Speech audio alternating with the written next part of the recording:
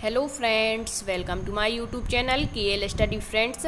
जुलाई अगस्त 2023 सीटेट में EVS के जो कुछ इंपॉर्टेंट टॉपिक्स होते हैं, यहाँ से हम डेली क्वेश्चन आपके डिस्कस करते हैं।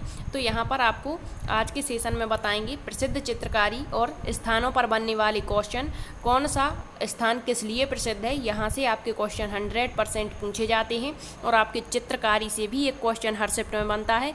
इससे पहले हमने आपको पशु पक्षियों के आवास, इसके बाद कहाँ पर कौन सा भोजन प्रसिद्ध है, यहाँ से आपके क्वेश्चन जो बनते हैं वो करवा चुके हैं। इसके बाद कहाँ पर कौन से आवास पाए जाते हैं, ठीक है, बांस से बने हुए घर कहाँ पर पाए जाते हैं, लद्दाख में किस तरीके के घर होते हैं। तो ये क्वेश्चन आपके साथ में हमने शेयर कर लिए हैं। आज के सेशन में हम देखेंगे प्रसिद्ध चित्रकारी और प्रमुख स्थानों पर बनने वाले क्वेश्चन, और ये NCERT के सारे ही क्वेश्चन हैं। तो आप प्रीवियस ईयर क्वेश्चन पेपर जरूर लगाइए, वो आपको बहुत ही हेल्प करते हैं, ठीक है।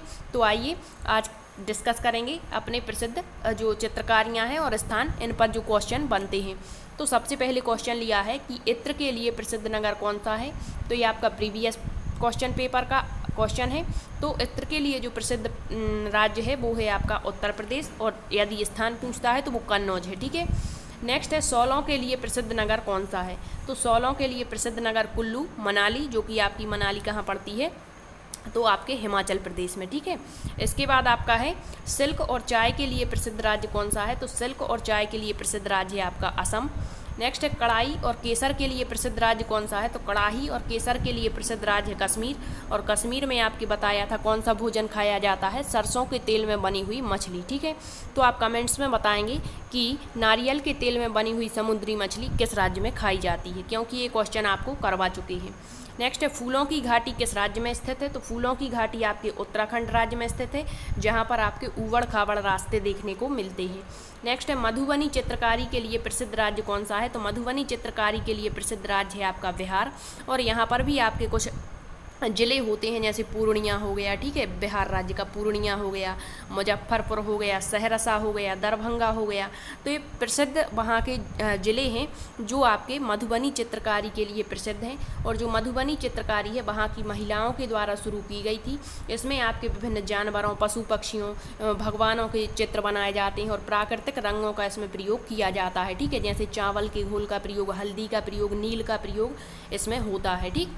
नेक्स्ट है बरली और चित्रकाठी चित्रकारी के लिए प्रसिद्ध राज्य कौन सा है। तो ये दोनों अलग अलग चित्रकारियाँ हैं, जो दोनों ही आपके महाराष्ट्र राज्य की प्रसिद्ध हैं। अब एक बार क्वेश्चन पूछ लिया गया था कि जो बरली जनजाति है वो कहाँ पर पाई जाती है। तो वो भी आपके महाराष्ट्र राज्य में पाई जाती है, और इसमें भी आपके जो है प्राकृतिक रंग का ही प्रयोग किया जाता है। नेक्स्ट है कलमकारी और पोचमपल्ली कला के लिए प्रसिद्ध राज्य कौन सा है। तो कलमकारी और पोचमपल्ली ये दोनों ही आपके आंध्र प्रदेश, और यदि ऑप्शन में आंध्र प्रदेश नहीं है तो फिर तेलंगाना सही हो जाता है, ठीक है। नेक्स्ट है आपकी पट्टा चित्रकारी कहाँ पर प्रसिद्ध है। तो ये आपके उड़ीसा राज्य में प्रसिद्ध है।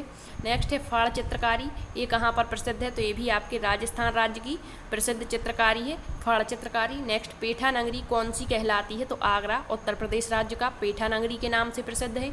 नेक्स्ट है मसालों का बगीचा किस राज्य को कहा जाता है। तो मसालों का बगीचा आपके केरल राज्य को कहा जाता है, और केरल राज्य के प्रसिद्ध व्यंजन आपको बता चुके हैं।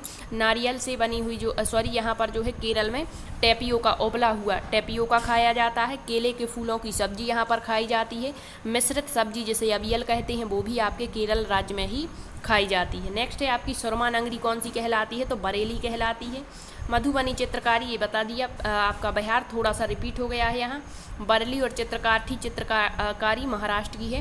नेक्स्ट है मधुमक्खी पालन के लिए प्रसिद्ध राज्य कौन सा है। तो मुजफ्फरपुर बिहार जो है मधुमक्खी पालन आपका यहाँ से एक क्वेश्चन बन जाता है। तो जो मधुमक्खी होती हैं इनसे एक पेडागोजी वाला क्वेश्चन बनता है। कहते हैं कि एक मधुमक्खी के झत्ते में एक रानी मधुमक्खी होती है जो अंडे देती है। फिर दूसरा क्वेश्चन होता है कि जो नर मधुमक्खियाँ होती हैं वो केवल आपके प्रजनन संबंधी कार्य करती हैं। और तीसरा होता है श्रमिक मधुमक्खियाँ, जो कि सबसे महत्वपूर्ण होती हैं, और सारे झत्ते की देखभाल और बच्चों का पालन पोषण भी आपकी जो है श्रमिक मधुमक्खियाँ ही करती हैं, ठीक। नेक्स्ट है आपका चावल के लिए प्रसिद्ध राज्य कौन सा है। तो चावल के लिए प्रसिद्ध राज्य है आपका पश्चिम बंगाल। गेहूं और गन्ने के लिए प्रसिद्ध राज्य है आपका उत्तर प्रदेश। हल्दी और मक्का के लिए प्रसिद्ध राज्य कौन सा है। तो ये आपका आंध्र प्रदेश है। नेक्स्ट है दिरहम मुद्रा के लिए प्रसिद्ध है। तो दिरहम मुद्रा आपकी आबू धाबी की मुद्रा होती है। तो आबू धाबी से आपका ये क्वेश्चन बन जाता है, आप याद रखेंगे। और आबू धाबी में आपका जो पानी होता है वो पेट्रोल से भी ज़्यादा महंगा होता है, ठीक है। यहाँ पर खजूर के वृक्ष देखने को मिलते हैं, एक रेगिस्तानी एरिया है। नेक्स्ट है टीन की खेती के लिए प्रसिद्ध राज्य कौन सा है। तो टीन की खेती आपके मिजोरम राज्य में की जाती है। और टीन की खेती, एक टीन पूछ लिया जाता है, एक टीन क्या कहलाता है। तो एक टीन मतलब बीज जितनी ज़मीन में बोया जाता है वही आपका एक टीन कहलाता है।